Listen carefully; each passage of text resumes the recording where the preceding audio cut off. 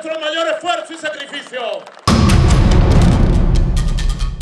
President Nicolas মাদুরোকে কোনোভাবেই আটকাতে না পেরে এবার ভেনেজুয়েলার তেল চুরিতে এবং ডাকাতিতে নেমেছে আমেরিকা। ভেনেজুয়েলার অর্থনীতির মেরুদণ্ড ভেঙে দিতে মাত্র 11 দিনের ব্যবধানে দেশটির আরও একটি তেলবাহী ট্যাঙ্কার জাহাজ জব্দ করেছে ট্রাম্প প্রশাসন। স্থানীয় সময় শনিবার এ তথ্য নিশ্চিত করেছেন মার্কিন স্বরাষ্ট্রমন্ত্রী ক্রিস্টি নোম। এই ঘটনায় ওয়াশিংটনকে কঠোর ভাষায় আক্রমণ করেছে কারাকাস। একই সঙ্গে আমেরিকার বিরুদ্ধে আন্তর্জাতিক জলদস্যুতার অভিযোগও তুলেছে দেশটি। পাশাপাশি ঘটনাটিকে গুরুতর অপরাধ আখ্যা দিয়ে বিষয়টি জাতিসংঘ সহ আন্তর্জাতিক মহলে তোলার ঘোষণা দিয়েছে মাদুরো সরকার।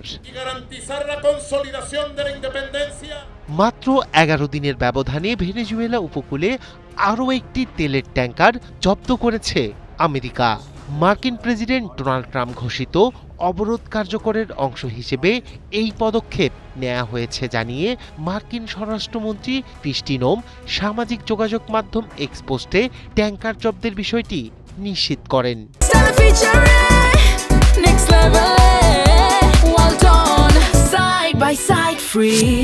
পেন্টাগনের সহায়তায় যুক্তরাষ্ট্রের কোস্ট গার্ড এই অভিযান চালিয়েছে বলেও জানান তিনি। ওই পোস্টের সাথে সমুদ্রে একটি বড় ট্যাঙ্কারের ওপর নিচু দিয়ে উঠতে থাকা হেলিকপ্টারের প্রায় 8 মিনিটের একটি ভিডিও যুক্ত করেন তিনি। ভোর রাতে চালানো এই অভিযানটি সাম্প্রতিক সপ্তাহগুলোতে ভেনেজুয়েলার আশপাশে আমেরিকার দ্বিতীয় ট্যাঙ্কার জব্দের ঘটনা। যুক্তরাজ্য ভিত্তিক সামুদ্রিক ঝুঁকি ব্যবস্থাপনা প্রতিষ্ঠান ভ্যানগার্ড জানিয়েছে জব্দ হওয়া জাহাজটি পানামার পতাকাবাহী সেঞ্চুরিজ বলে ধারণা করা হচ্ছে।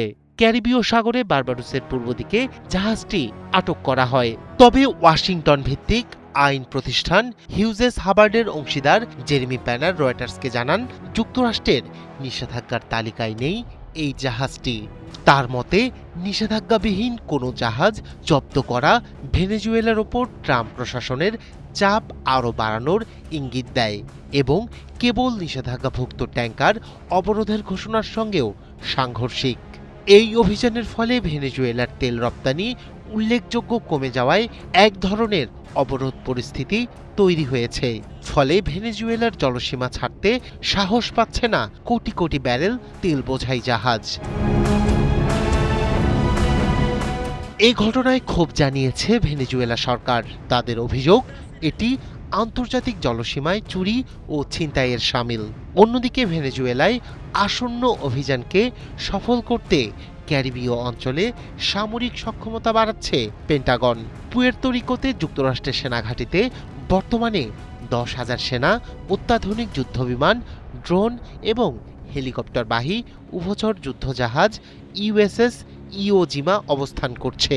স্থানীয় সময় শনিবার C-17 মার্কিন যুদ্ধবিমান ভেনেজুয়েলা উপসাগর প্রদক্ষিণ করে, যা বামপন্থী নেতা নিকোলাস মাদুরোর প্রতি ট্রাম্প প্রশাসনের চলমান শত্রুতার তীব্রতা বৃদ্ধি করছে বলে মনে করছেন বিশ্লেষকরা। রায়হান কবির শুভ্র, ৭১।